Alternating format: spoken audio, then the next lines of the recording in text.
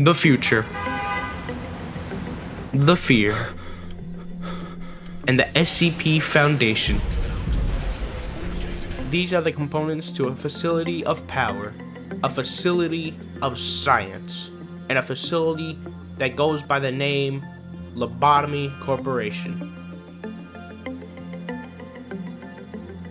Now, let's start things off by asking just what the hell is Lobotomy Corporation? Lobotomy Corporation is a game that's literally based off the SCP Foundation idea, and is made by a group named Project Moon. And seeing as how little videos out there are clear enough on the game itself, I felt the obligation to bring more of a welcoming light to this game, in a way that's simply better. So let's go ahead and go over some basics that may seem confusing. Let's start off with what the purpose of the game is. You are a manager hired by Lobotomy Corporation to produce energy by the quota, and you have to do so by experimenting with these things called abnormalities. And you will open up departments with these people called Sephiroths to grow your company. And as much as I'd love to dig into that as of right now, we need to clarify some other things. As the day progresses, you will face certain obstacles that you will have to take care of called cliff-off meltdowns. These are usually meltdowns in the chambers or ordeals you have to fight throughout the day. These events you have to take care of to not cause events worse than that. And when the day is complete, you will get an overall review of how the day went, along with how many lob points you have. Lob points are used to hire and upgrade employees. And if you're feeling rich enough, customize even. Now, if you will, I'm gonna hand this next part to Purple. Thank you, badass. And with that, you may be wondering what employees are for. Well, to start, we have employees you'll be most familiar with, agents. Agents are the employees you'll know the most because you're actually ordering these employees. There's also clerks, but we'll get that in a second. Now, agents are employees that you'll use to do certain tasks, work with abnormalities, suppress abnormalities, or die a horrible death. They also have 2 bars that will tell their health and sanity, which you'll want to know where it's at. Clerks, however, are somewhat more background, however. You see this thing? This is what a clerk are for. Depending on the numbers of alive and sane clerks, the department on the area in general will get boosts based on how many there are. Oftentimes, clerks are weak both physically and mentally, meaning they're going to be a result of a lot of deaths. Nothing too much of a worry about, but a lot of deaths. Now back to you, you stupid bastard. Thank you, Purple. Now, speaking of death, abnormalities, what are they? I'll tell you what they are. They're fucking monsters. Abnormalities are creatures and tools that don't have any logical physics. Sound familiar? Abnormalities usually come in one of 5 rankings. We have the Zayn, the Teth, the He, the Wow, and the Aleph ranking.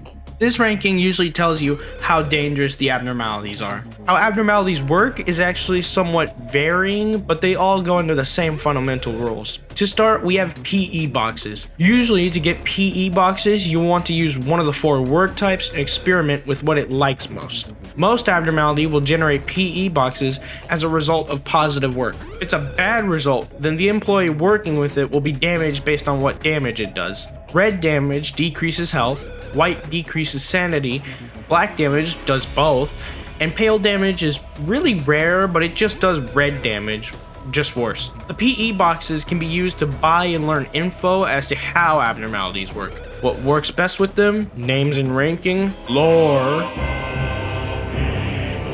attack types, weaknesses, and Cliffroth counters. And get ready, folks, because this is where it gets very confusing. Cliffroth counters are small little bubbles with a number in it. And for the most part, you will just say to yourself, why the fuck won't this thing stay in its cage? And that's mainly because each abnormality's Cliffroth counters work differently. 1 second, you're just watching some work on an abnormality, and the next, well, this is because the Cliffroth counter works in a way to tell you when the abnormality will break out.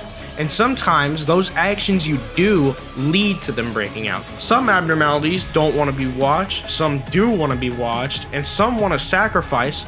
Hell, some will just break out because you're doing too good. Point is that you can't ever tell when an abnormality will break out unless you experiment more around them and understand what the hell is going on. But let me sum all this up in a way more easy to comprehend. An abnormality will have this number on the upper left when the game first starts. When an employee does something bad, this counter will lower by 1 or just instantly hit 0. And when it hits 0, that's when the abnormality does special voodoo magic and make your day worse. If the employee does good, however, then the abnormality doesn't really change, but based on some, the number will raise. You see where I'm getting at? Now onward with that, if the abnormality has enough PE boxes and is worked with enough, you can get ego armor and ego weapons, and maybe, if you're lucky, ego gifts too. Now all this stuff is about to get more complex, especially in math. That's why this video is here. Now, ego weapons and armors come from abnormalities in which work in somewhat basic ways. An employee will always have basic armor and weapons, which will be somewhat very bad for the employee. However, you can assign employees with armor and weapons that help fend it off from abnormalities and ordeals. And these armors work in a funky little way called multipliers, which I will now explain. You see, when an abnormality or enemy in general attacks you, it will range based on what the weapon is and what damage it does. Based on what armor you have, the damage is somewhat used in a formula like damage times multiplier equals damage in total, or somewhat like this. The enemy does 5 white damage, my armor has a multiplier of 0.6 against white damage, and as a result, the 5 damage is decreased to about 3 damage. Simple as that. And depending on the multiplier, some armors can make you flat out invincible or flat out vulnerable. Some armors have special abilities that make you faster when you're suppressing, and others reflect the damage done to you. Now, as of ego weapons, these also come from abnormalities, and some are sorta harder to obtain. The weapons fall into one of 4 damages, and it can be pretty good or utter garbage. And if you're lucky enough, some abnormalities drop ego gifts, which are accessories that can buff your character. They can also somewhat be harder to get depending on the abnormality. Now, I'm just gonna go ahead and say this. The following is about to contain spoilers for the in-game lore, and it's pretty damn big. If you want to experience that for yourself, already experience this, or really don't give a shit, you might want to click on the timestamp in the description or just skip to this time. Alright, here we go. The following is about to get real. Get ready. Sephra meltdowns. Oh my god, bro. Now there are some events known as core suppressions, which if I'm right, don't quote me on this, are usually a result of a Sephra having a mental breakdown over some past trauma. Don't quote me on this. Now, when doing a core suppression, the rules you once knew of the game are completely flipped upside down. The core suppression rules usually alter between each suppression. Sometimes work types are rewired, resulting in one you didn't want to happen, or you straight up become blind. To beat a Sephra meltdown, you will either have to reach a certain Cliffroth meltdown level, or suppress the Sephra.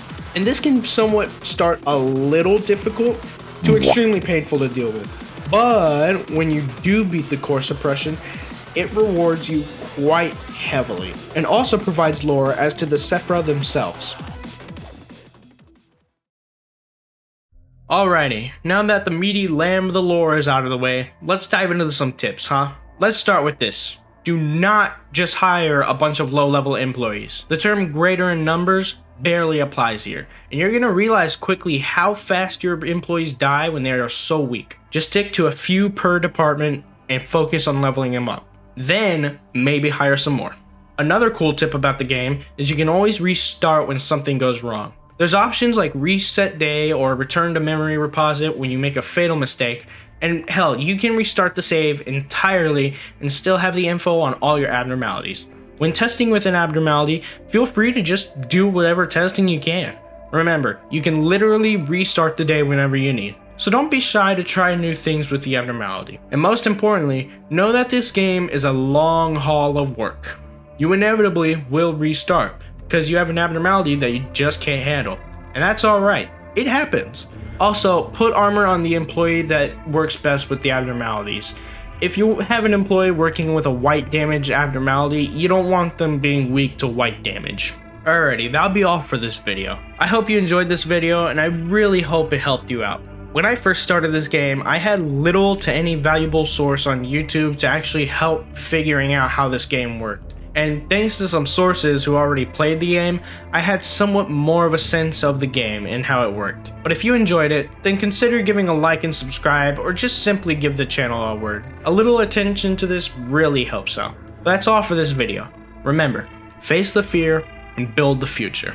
Before this video ends, I'd like to give a little shout out to some viewers that had been really loyal to the channel as of recently. It's been really fun to stream to these guys, and I figured why not give them some recognition. But that'll be all for today's video. I hope you enjoyed, and I'll see you fellas in another video.